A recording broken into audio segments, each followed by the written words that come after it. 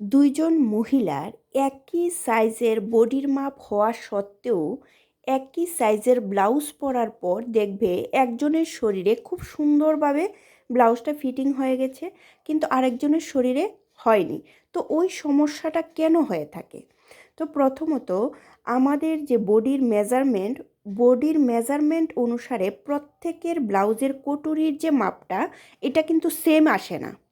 কারো বডি অনুসারে কটুরির মাপটা দেখবে একটু ছোট হয়ে থাকে, কারো দেখবে একদম বডির মেজারমেন্ট অনুসারে ঠিকঠাক, আবার কারো দেখবে একটু বড় হয়ে থাকে। তো আমরা যখন কাস্টমারের বডি থেকে মাপটা নেব, তখন কিন্তু আমরা মাপটা ভালো করে দেখে নেব যে বডি অনুসারে কটুরির মাপটা বড় না ছোট। এটা কিন্তু আমরা খাতাতে, যেই খাতাতে লিখে রাখি মাপটা, ওই খাতাতে কিন্তু আমরা লিখে রাখবো যে এই কাস্টমারের বডির অনুসারে কটুরির মাপটা ছোট বা বড়।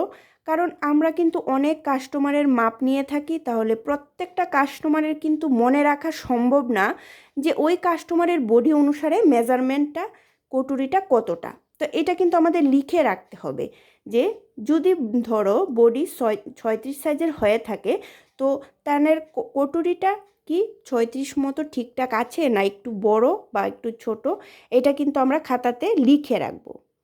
খুব সুন্দর আর গুরুত্বপূর্ণ একটা টিপস তোমাদের বলে দিলাম। কারো যদি কোনো প্রশ্ন থাকে তো অবশ্যই কমেন্ট করে জানাবে।